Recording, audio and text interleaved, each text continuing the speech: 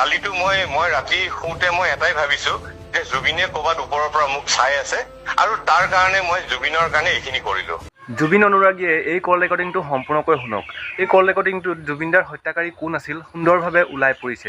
গতিকে এই ভিডিঅ'টো জুবিন অনুৰাগীলৈ শ্বেয়াৰ কৰিব আৰু আপোনাৰ মন্তব্য আগবঢ়াই থৈ যাব। চাৰিওফালে খবৰ ওলাই গৈছে, আপোনাৰ সাক্ষীৰ সেই খবৰটো অকমান বিস্তৃত বিৱৰণ শুনিব খুজিম অভিজিৎ শৰ্মা। হয়, ধন্যবাদ। তাৰমানে আচলতে কি হ'ল, জুবিন গাৰ্গৰ মৃত্যুৰ দিনাখনৰ পৰাই আমি অসমীয়া মানুহ খুব হতাশাত ভুগিছো। আমি বেছিভাগ মানুহ ডিপ্ৰেশ্যনত যোৱাৰ নিচিনাই হৈ গৈছে। কিন্তু ঠিক তেতিয়াই পলাশ ৰঞ্জন বৰুৱা আৰু আমি ঠিক কৰিলো যে আমি ফেচবুকত হেছটেগ জুবিন গাৰ্গ নেলেখি আমি আবেগিক হৈ বহি নাথাকি আমি প্ৰেক্টিকেল কিবা এটা কাম কৰো। আৰু সেইকাৰণে আমি হাতীগাঁও থানাত এটা গোচৰ দিলো আৰু আমি হাইকোৰ্টত এটা PIL কৰিলো 46/2025 আৰু যিখন এজনীয়া বিচাৰপীঠ তাতো এখন আমি পেটিশ্যন ফাইল কৰিলো। আৰু তাৰ পিছত যোৱাকালি সাক্ষী ৰূপে মোক মাতিলে। প্ৰায় 5.5 ঘণ্টা সময় মই যুঁজিব লগা হ'ল। ডাঙৰ ডাঙৰ এডভকেট দিল্লীৰ পৰা এজন আছে যোনে মোক 25টাকৈ প্ৰশ্ন কৰিছে। গুৱাহাটীত আছে আপোনাৰ অমৃত প্ৰভাৰ এডভকেট, শ্যাম কানুৰ এডভকেট, সন্দীপন গাৰ্গৰ এডভকেট, আপোনাৰ শেখৰ গোস্বামীৰ এডভকেট, ঠিক তেনেকুৱা। আৰু তেওঁলোকে যিটো হাৰত প্ৰশ্নবিলাক কৰিলে আৰু ময়ো তাৰ সবল উত্তৰ দি গলো। তাৰমানে অভিযুক্তৰ আটাইবিলাক অধিবক্তাই একেলগে প্ৰশ্ন আপোনাৰ ওপৰত আৰম্ভ কৰিলে। আপুনি ধৰি লওক যে বন্দুক নাথাকা এখন যুদ্ধত মই শত্ৰুৰ মাজত সোমাইছো। শত্ৰুৱে মোক চাৰিওফালৰ পৰা ঘেৰি ধৰিছে আৰু মই শত্ৰুৰ মাজৰ পৰা জয় হৈ ওলাই আহিছো। হয়, আৰু মই নিজে জয় হোৱা বুলি নকওঁ, সেইটো মই কলে বেয়া দেখি বাকী আপুনি এডভকেটে কৈছে বা যোনে যাৰ মুখত আপুনি শুনিছে সেইখিনি কথা। কিন্তু মোৰ যিটো দায়িত্ব, কালিতো মই ৰাতি শুতে মই এটাই ভাবিছো যে জুবিনে ক'বাত ওপৰৰ পৰা মোক চাই আছে আৰু তাৰ কাৰণে মই জুবিনৰ কাৰণে এইখিনি কৰিলো। আপুনি যি ধৰণৰ ভূমিকা লৈছে, আপুনি সমাজত যথেষ্ট ইতিবাচক ৰূপত সাহসী ৰূপত থাকে, কিন্তু এনে বহু সাক্ষী আছে যিয়ে হয়তো এনেকৈ ফেচ কৰাটো ইমান সম্ভৱ নহয়। তেওঁলোকলৈ আপোনাৰ পৰামৰ্শ কি অভিজিৎ? নাই, মই প্ৰথম আপোনাক কৈ লওঁ যোৱাকালি কি ঘটনা ঘটিলে। আপুনি আচৰিত হব। তেওঁলোকে মোক সুধিছে যে মোক কোনে কলে সিদ্ধাৰ্থ শৰ্মাই জুবিন গাৰ্গৰ পইচা মৰা বুলি। এতিয়া মই আপোনাক কওঁ, আপুনিও জানে জুবিন গাৰ্গ মোৰ নেইবাৰ হয়। মই প্ৰায় জুবিনক লগ পাওঁ আৰু জুবিনে মোক নিজে কৈছে এদিন যে অভিজিৎ ভাই, সিদ্ধাৰ্থই মোৰ সকলো খালে। কালি এইটো ৰেকৰ্ড কৰা হৈছে, এইটো কালি ৰেকৰ্ড কৰা হৈছে। দ্বিতীয় কথাটো হ'ল জুবিন গাৰ্গে মদ খায় নে নাখায়? আৰে মইতো দেখা নাই তেওঁ মদ খোৱা। আৰু ষ্টেজত যে তেওঁ মদ খোৱা বুলি মানুহে কয়, তেওঁতো এক্টিঙো কৰিব পাৰে। মানুহে যে কৈছে জুবিন গাৰ্গে মদ খায়, আপোনালোকৰ আগত খাইছে নেকি? আপোনালোকে দেখা পাইছে নেকি জুবিনে মদ খোৱা? এটা কথা হয় যে অমৃত প্ৰভাই বুদ্ধি কৰি ছিংগাপুৰৰ হোটেলত মদ খুৱাইছে আৰু ৰাতিপুৱা ইয়াচ্ছত লৈ গৈছে। এই গোটেই বস্তুটো হ'ল এটা কনস্পিৰেচি। শ্যামকানু মহন্ত, সিদ্ধাৰ্থ শৰ্মাই জানে যে জুবিনক যদি আমি ব্ৰহ্মপুত্ৰৰ পাৰত লৈ গৈ হত্যা কৰো তেতিয়া আমি ধৰা পৰিম। মানুহে সুধিব জুবিনক কিয় ব্ৰহ্মপুত্ৰৰ পাৰত লৈ গৈছা? কিন্তু ছিংগাপুৰত নিলেতো এটা হাতত তেওঁৰ অস্ত্ৰ এপাত আছিলে।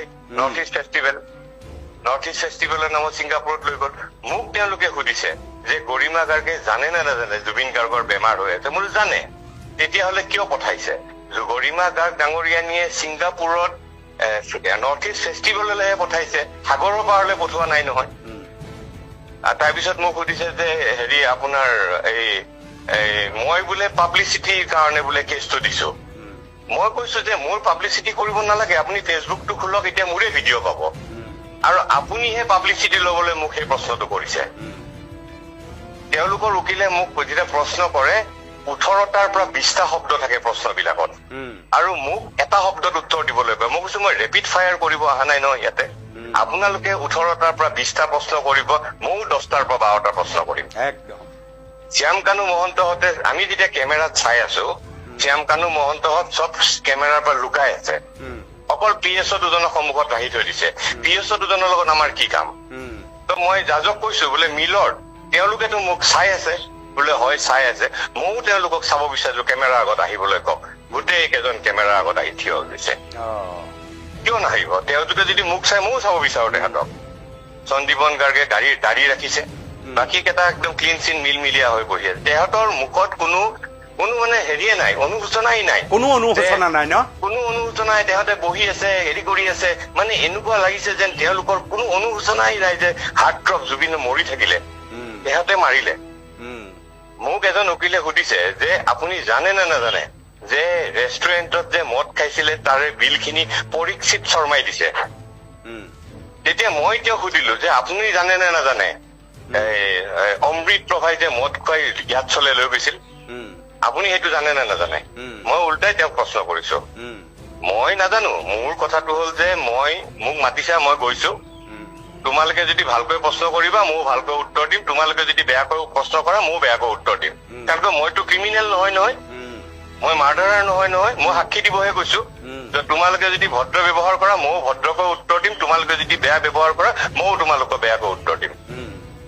ঠিক তেনেকুৱা কথা। যিয়ে নহওক, এতিয়া আপুনি যেতিয়া এই উত্তৰ দি আছে সেই সময়ত অন কেমেৰা থকা শ্যাম কানু, সিদ্ধাৰ্থ, অমৃত প্ৰভা সকলোৱে শুনি আছে। তেহঁতে শুনি আছে, কিন্তু তেওঁলোকে মুখখন দেখুওৱা নাই কেমেৰাৰ আগত। যেতিয়া মই কলো মুখখন দেখাব লাগে তেতিয়া তেওঁলোকে মুখখন দেখাইছে। আৰু ছেকেণ্ড কথাটো হ'ল তেওঁলোকে মোক কলে যে আপুনি জানে নে নাজানে তাতে হস্পিটেলত যে চিকিউৰিটি এৰেঞ্জমেণ্ট কৰিছে, মানে হেৰি হোটেলত, যিখন হোটেলত আছিল পেন পেচিফিক নেকি, তাতে চিকিউৰিটি এৰেঞ্জমেণ্ট কৰিছে, তাতে মেডিকেল ষ্টাফ আছে। মই বোলো মইতো ছিংগাপুৰ যোৱা নাই, মই কেনেকে গম পাম? কিন্তু আপুনি জানে নে নাজানে ইয়াত যে চিকিউৰিটি এৰেঞ্জমেণ্ট কৰা নাই? মই উল্টাই তেওঁলোকক প্ৰশ্ন কৰিছো। তাৰপিছত তেওঁলোকৰ সঞ্জীৱন গাৰ্গৰ উকিলে যেতিয়া মোক প্ৰশ্ন কৰিলে, মই তেতিয়া কলো ইম্পৰ্টেণ্ট দেই, এইটো কথা বিৰাট ইম্পৰ্টেণ্ট অনুপম, যে once A doctor always A doctor, once a police always a police. পুলিচৰ দায়িত্ব তেওঁ য'তেই নাথাকক পৃথিৱীত কিয়, এজন DSP তেওঁৰ দায়িত্ব ঘটনাটো ঘটাৰ লগে লগে চবৰে মোবাইল বিলাক চিজ কৰিব লাগে আৰু এম্বুলেন্স মাতিব লাগে, গোটেই যাৱতীয় কাম কৰিব লাগে। আৰু পৰিয়ালৰ মানুহ আৰু অসম আৰক্ষীক তেওঁৰ ডিষ্ট্ৰিক্ট, যোনখন ডিষ্ট্ৰিক্টৰ পৰা তেওঁ গৈছে কাম কৰে, তাৰে মুৰব্বীক জনাব লাগে। কিন্তু সঞ্জীৱন গাৰ্গেতো জনোৱা নাই। ত' how can he be a once a police always a police? সেইটো প্ৰশ্ন আহিলে। এনেকুৱা বহুত গৈছে, মোৰ বহুত কাহিনী গৈছে। তাৰপিছত লাষ্ট মই এটা আৰু কাহিনী কৈ দিওঁ। হেৰিয়ে আপোনাৰ সিদ্ধাৰ্থ শৰ্মাৰ উকিলে যেতিয়া প্ৰশ্ন কৰি আছে মোক, বহুত কাহিনী গৈছে, তাৰে মুৰব্বীক জনাব লাগে। কিন্তু সঞ্জীৱন গাৰ্গেতো জনোৱা নাই।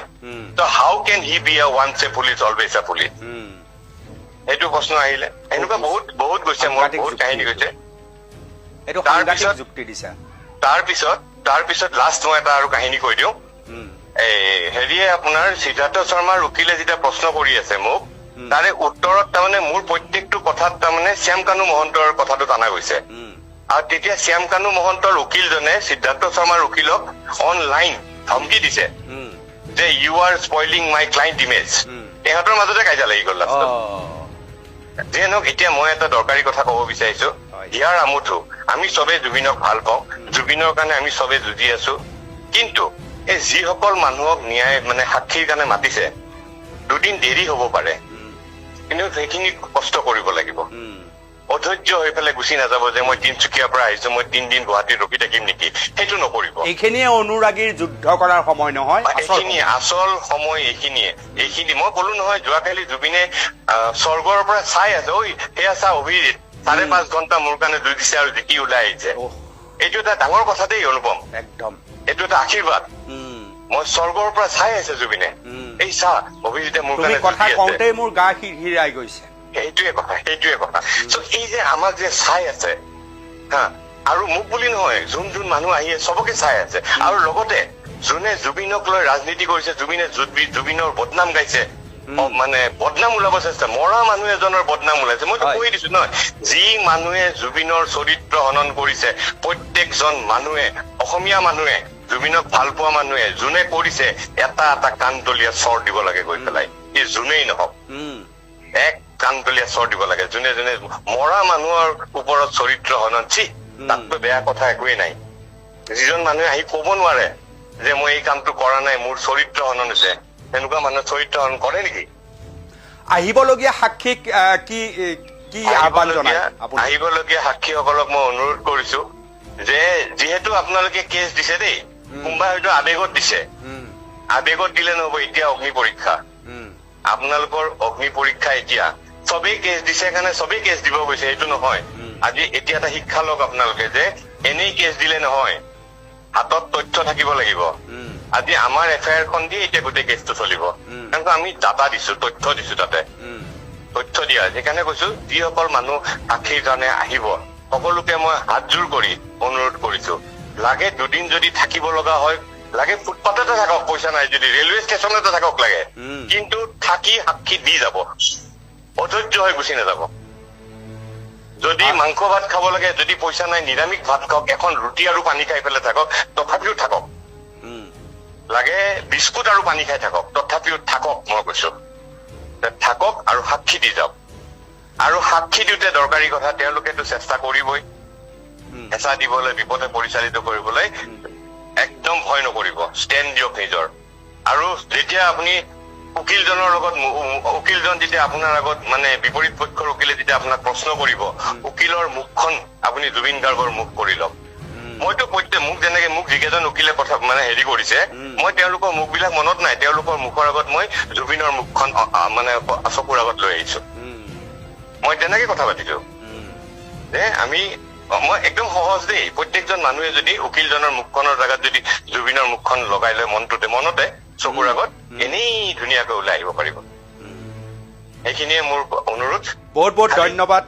আৰু মইতো ক'ম যে প্ৰকৃত সময়ত যেতিয়া প্ৰয়োজন হৈছিল অভিজিত শৰ্মা যেনেকৈ ওলাই আহিছে, মই জানো যে অসমীয়াৰ স্বাৰ্থত অভিজিত শৰ্মা তেনেকৈ ওলাই আহে। আৰু এইবাৰ আদালতত যিটো ৰূপত অভিজিত শৰ্মা ওলাই আহিছে, ইয়াৰ ব্যাপক প্ৰচাৰ হোৱাটো প্ৰয়োজন, কাৰণ আন সাক্ষীসকলেও অভিজিত শৰ্মাক অনুসৰণ কৰিব লাগে। মইতো ষ্টুডিঅ'ৰ পৰাই অভিজিত শৰ্মাক চেলুট জনাইছো। ধন্যবাদ অভিজিত। ধন্যবাদ। তো ভিডিঅ'টো সম্পূৰ্ণকৈ চোৱাৰ বাবে ধন্যবাদ। আৰু আপোনালোকে এতিয়া বুজি পালে, যিমান পাৰে ভিডিঅ'টো জুবিন অনুৰাগীলৈ শ্বেয়াৰ কৰিব বুলি আশা ৰাখিলোঁ। আজি ভিডিঅ'টো ইমানে আছিল। নেক্সট ভিডিঅ' আকৌ পাম, তেতিয়াহ'লে বাই বাই, থেংকছ ফৰ ৱাচিং। জয় জুবিন দা, জয় অসম।